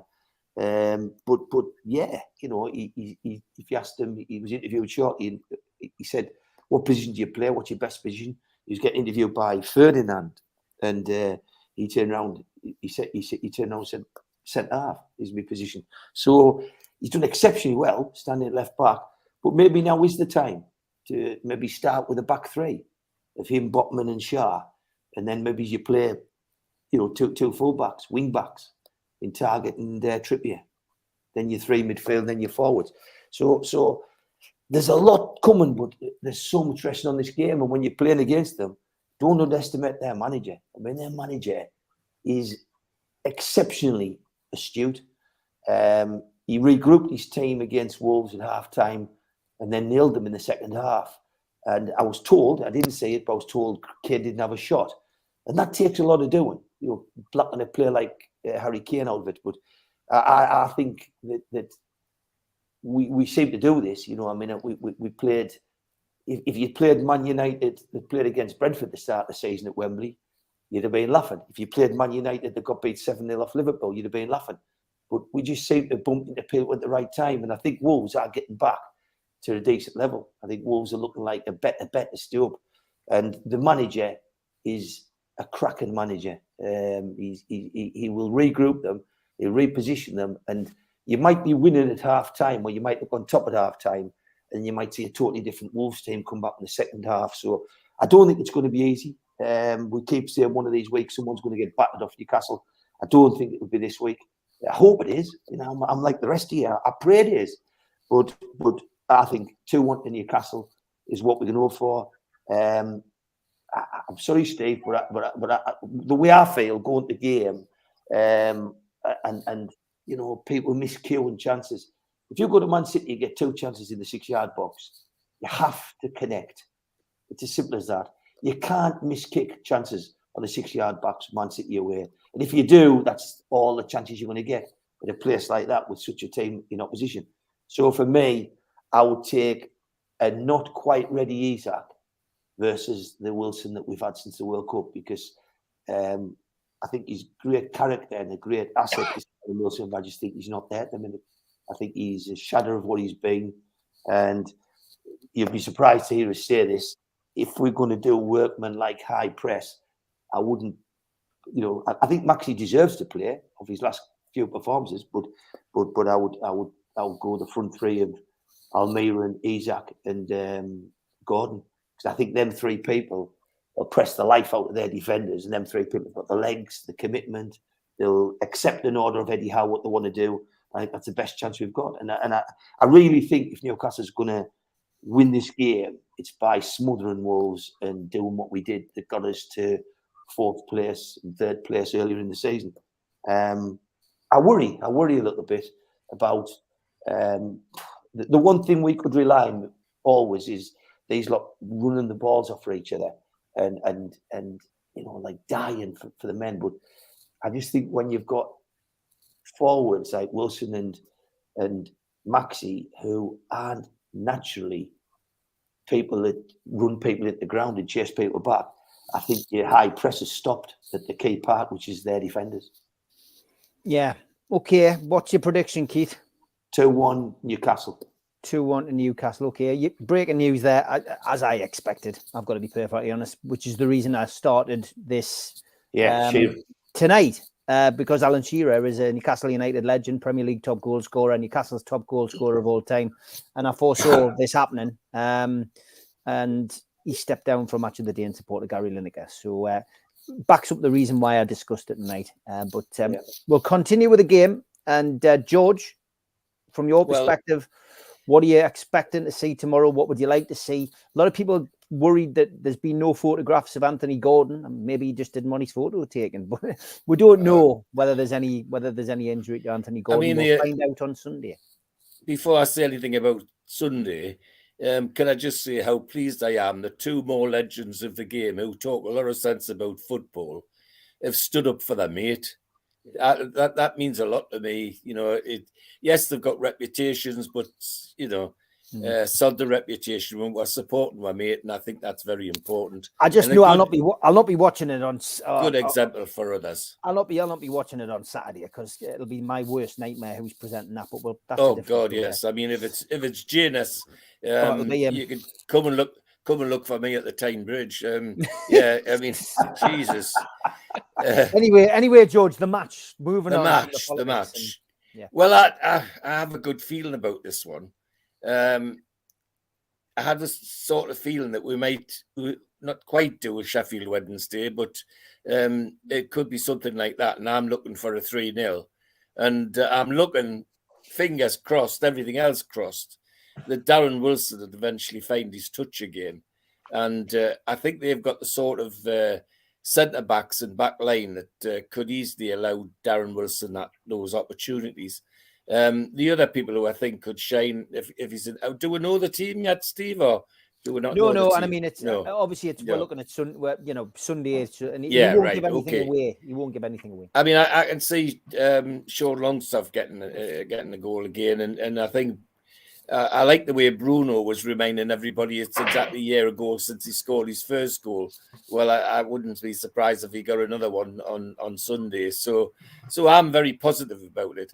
Although Keith's absolutely right, not going to be easy. What this new manager of Wolves has been very impressive on the way he's managed players that the look before him couldn't manage by the look of things, and yet they're knocking doors out the windows at the moment. So that's great and good for them. It has the makings of an entertaining game, which is good for everybody. And but I'm quite positive in the notion that we could win this one 3-0. Craigie. Okay. Mitch, what about you, mate? Look, I think opportunities here. We need to get back into a winning mindset. I think it's interesting some of the things people are talking about. My understanding is Gordon's picked up a knock in training, so he's 50-50 for the game. But if he's done video stuff for the website for the game, then that would suggest he's probably better than 50. But we've got to be careful with injuries. And the comments about Isak are simply about his thigh injury. I shared some with you guys. Yeah. You know, a conversation I've been having with a guy called Jesse Morse, who's a sports medicine physician in the US, who deals with a lot of NFL teams, and talking about thigh injuries and how bad thigh strains are for recurring, and when they do recur, they get worse. And that's exactly what happened with Wilson. He started with a grade 1, ended up with a grade 2, borderline grade 3. Resting him. Well, how do you use them? It's how do you use them? That's the problem, Keith. And what options do we have? And we don't have many options. Is this Isak, you mean? No, Yeah, Wilson. Isak, rather. Yeah, Isak, rather. Sorry, Isak. Wilson. But I mean, you've got to also. I'm one who's found stats in football difficult to work because football's such a dynamic game. It's not like baseball. It's not like American football where everything's a set play and you can work stats very well. But the one thing that stands out is our XG, this XG factor, which is about how many chances you create. And our XG hasn't dropped. It really hasn't dropped that much. It's fractions of a point. And all that tells me is we're still making the same amount of chances, we're just not putting them away at the minute. And that won't click. Yeah. And the day that clicks, this is where this concept of we're going to give somebody a thumping one day comes from. Is that our XG remains the same, and someday the air shots that Wilson was making are going to turn into stuff that goes in the back of the net. I think for me, it is an opportunity to make some changes. I think we do need to make some changes. I think we need to freshen a few things up, and I think I don't think Howe's averse to that at all. I just again want to see us keep the same pressure going and the same rhythm, trying to make things work. Yes, we're missing Joe.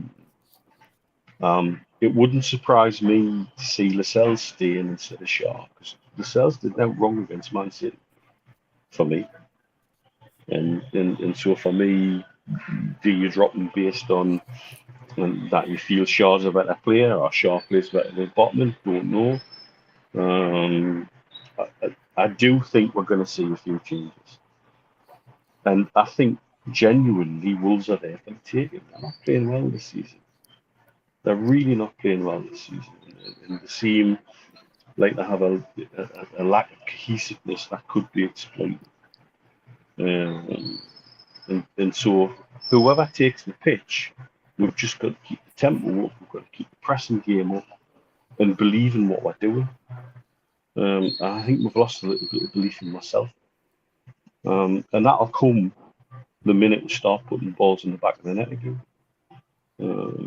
So for me, I don't want to see changes for change's sake, but I think this is an opportunity to make changes. Why not? Let's try something different. Let's see something different in the mix. And as for the score, one has the dice. Get in. Ooh. 2-0. Oh. Take that. Which I would take quite happily. Take that all day. Absolutely. Okay, Steve. Really interesting, isn't it? It's really, really interesting. We need to get back on the front foot. We need a result. We need a win. That's what we need. And I think once we get our first win, I think there's nothing to stop us going on another run. I think we're just that 1% away. And we saw it last week. And when a manager like Guardiola comes out and says or implies at the end of the game that was what he considered his most difficult game of the season in terms of the way that the opposition set up, the way that we played, the way that we pressed them, he felt as though it was a very, very difficult game for Man City to do, to perform in, simply because of the opposition. And I think that was a tribute to the work ethic that the players put in. And on another day, those efforts that we're talking about, the efforts from Joe Linton and Wilson, that would have given us the points. That would have certainly kept us in the game. It would have given Man City something to really think about. I suppose what you could say with Man City is, because we saw it at St James's early in the season, they have that extra edge that allows them to step back up again. We've got to get back into that winning streak. I hear what Mitch is saying about the Cells, and I agree. The Cells did nothing wrong, and probably on any other day would deserve to remain in the team. And if a manager's true to his word, then that tends to be what happens. You play well. It's up to whoever's lost out to then start to perform in training and take their opportunity, or they've missed their opportunity. Is it too early after only 2 or 3 weeks to bring Target back in? What does that do for Burn? Does Burn deserve to be dropped, or as Keith happily said, go to a back three and play with wing backs? These are all conundrums, aren't they? And I suspect he'll go with a flat back four. I suspect that he'll go for a Bruno, Longstaff, and Willock midfield. I suspect he'll go for Trippier and Burn, and I suspect he'll go for Botman and Shaw with Pope and goal, which leaves the front three. Wilson needs support. He needs somebody pushing that little bit closer to him. And what we've had with ESM in the past, we didn't last season. Last season, ESM was always playing quite close to him. ESM's style of play has changed an awful lot. He's not running with the ball as much. He's not coming inside. He's not looking for those little layoffs. With Miggy, he's going down. When he pulls it back, it's that split second, whether Wilson's just not there to receive the ball or he's gone ahead and he gets caught. These are things that they've had to have worked on in training, and whether it's, as I say, whether it's ASM, whether it's Miggy supporting Wilson, because I do think that it'll be Wilson that starts in the lineup. It then leaves the question: do you play both of them, or is there really an injury hanging over Gordon? Gordon's the one who I think could unpick that pocket. I think he could play in front of that central midfield three, and he could play in the tip of that diamond, and he could be the one who can thread that through ball. It all depends on how mobile Longstaff is. It all depends on how mobile, if he plays, Willock is, because that's another little area with Newcastle United that I think has been lacking. Willock, when he's earlier in the season, when he was getting the ball and he was running, he was beating players for fun, and he was pulling the ball across, and we were getting midfielders running in like Bruno, like Longstaff, or he was threading nice passes through for Wilson.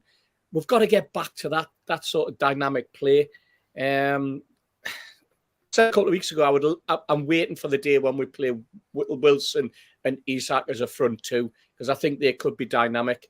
But if there is a doubt over Isak in terms of lasting the full game, do you start him and take him off? Do you bring him on with the last 20, 25, or has happened in the past, a full half to go? I'm not too sure. I think he'll go for Wilson. I think he'll go for ASM and Almiron, and I suspect that Gordon will be the one that misses out if there's any doubt about his fitness. And I love that popping up on the dice, Mitch. 2-0. I'll happily go for 2-0 as well. Okay, I'm going for 1-1. I'm not as confident as you guys. I don't think it's an easy game. I think in my current form, I just think I think we'll score, and I think we'll stop the rot. But I'm not as confident as you guys. I hope I'm wrong. But let us wait and see what happens on Sunday. Now, we did get a couple of questions in, and obviously I've kept them to last because of the two comments that the two stories that were started with. Hi, Steve. Question for the three amigos tonight from Stephen Chow. He said it's not Newcastle related. I was just wondering if the lads think the Qataris will end up buying Manchester United. He says personally, I don't think they will. There seems too much noise coming from them. I'm going to pinch a phrase that George used on Wednesday's show: empty vessels make the most noise. So what's your thoughts on this one, lads? Quickly, really, we don't need to dwell too much on it. But Keith, do you think the Qataris will get Manchester United? No, I think Man United will probably be removed from sale. And there'll be some spurious deal probably done with the American hedge fund. And I think that they're only put in there to get the bid up to a legitimate figure. I think in the Middle East, there's a lot of talk over there where the bid isn't as genuine as they like to make it. But what pleases me greatly is that we were slaughtered for wanting oil money, and their fans are begging for it now. So I'm pleased the Qataris did a bid in any case. But I don't think they'll buy it. All right, George, yes or no? Do you think they'll buy it? No chance. I don't think there ever was. I think it was, as I said on Wednesdays, you said it, hollow vessels make the most sound. And I think that's the case here. It was a bit of politicking on both sides, I think. On Manchester United side, trying to push a bids from somewhere else. And from the Qatari side, just wanting to get their name in the frame for having done something or threatening to do something, but not actually going to do something. And so, no, it's never going to happen. Mitch? Yeah, you look, I've made my feelings on this very clear that there's not that big push in the region that it's going to happen at all. I think it's a stalking horse bid. I think it was driven by rain to try and push Radcliffe to put his bid up to an agreeable amount to the Glazers.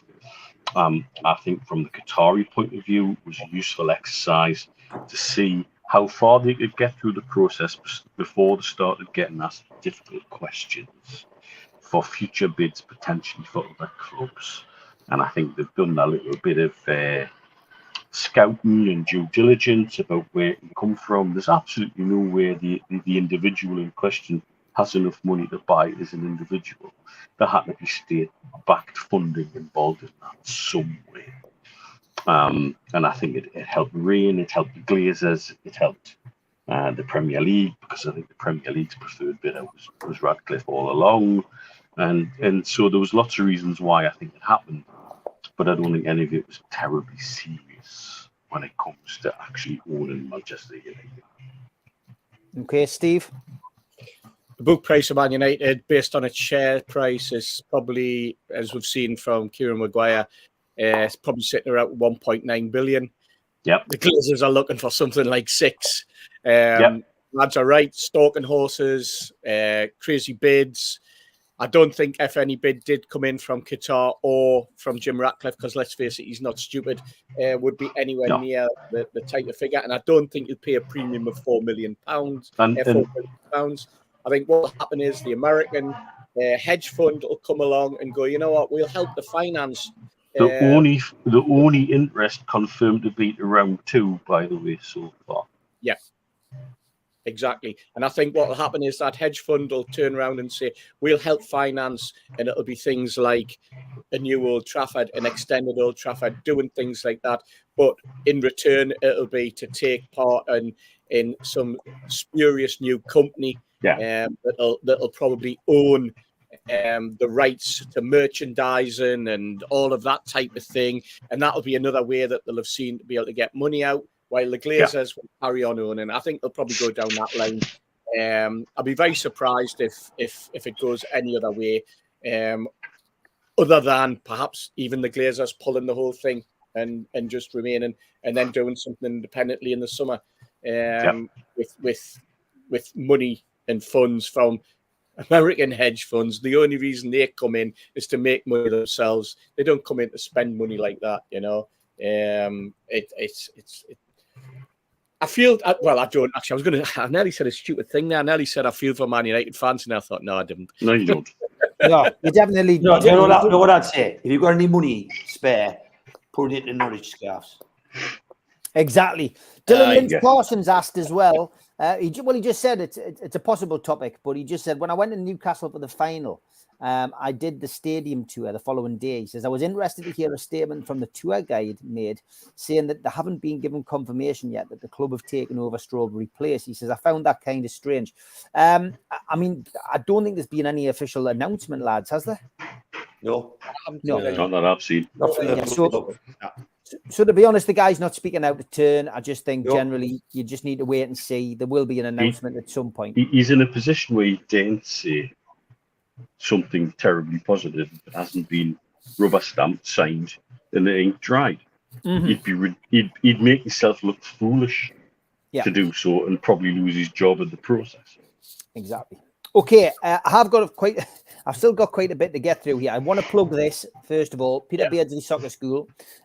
Don't forget that this takes place in April 3rd, 4th, 5th, 6th, and 11th. PeterBeardsleySoccerSchool.com is where to go to. Ages 6 to 16 years. It's filling up very quickly, John says, so he wasn't too upset that I hadn't given it a mention. But there you go. John from QTech has put that together, and it is flying as usual. Alan Shearer popped to mine yesterday to sign some balls, and Alan Shearer's 260 ball is up for grabs again. 150 a ticket. We've done 60 tickets today. It's limited to 99. I know there was so there's 30 odd left. We're going to make a donation to the food bank from each ball that we sell on the show now. So this is a great way to raise some money for the food bank. Enter at nufcmatters.com. It is on the front page. As soon as we've got that one done, we can do it. I've been waiting for Alan to come and sign these balls. Unfortunately, it's the first time he's had a chance to come and get them sorted. Big thank you to everybody. You will have seen this on social media. Last month, February, 305 new subscribers, 288,000 views on the channel, 4 million minutes watched. Amazing. We never take it for granted. Thank you so much for that. Thank you, everybody. Thank you. Of course, in the month that we had 50,000 as well, which is remarkable. It really is. Brilliant. I will put this shirt on Twitter tonight. I did forget last week. It is signed by Nobby Solano in the middle. Newcastle United fans food bank shirt. NUFC Matters football top signed by Nobby Solano. I'll stick that up for the food bank on my Twitter at Steve Ray. So keep an eye out for that this week and make sure you bid for it. And we're going to finish up with a couple of things.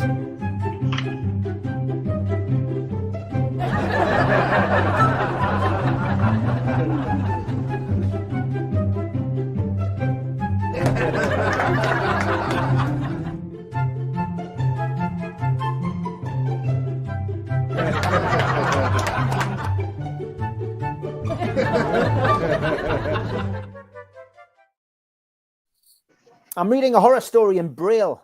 Something bad is about to happen. I can feel it, says Elliot. Oh dear me.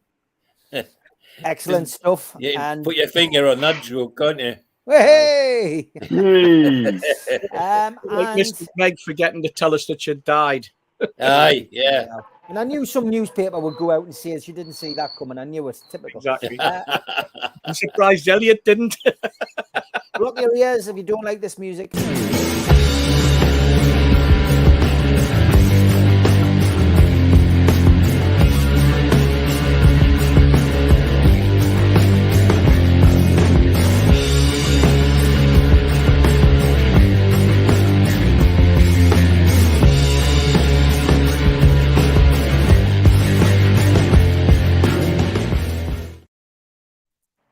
Oh, there's Rachel, one of our mods. Meeting Steve Howie. She went, it has to be done for the day I met. Cheers. Rachel, thank you for that. The day you met Newcastle United entertainer and legend. Well done. Well done. Steve Howie, so thank you for sending that in.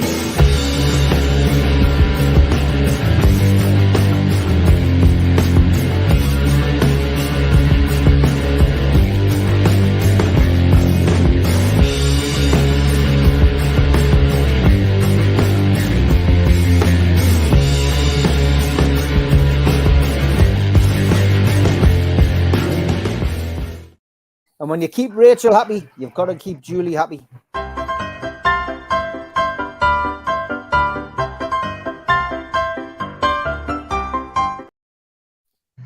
I'm not called Richard, Kyle.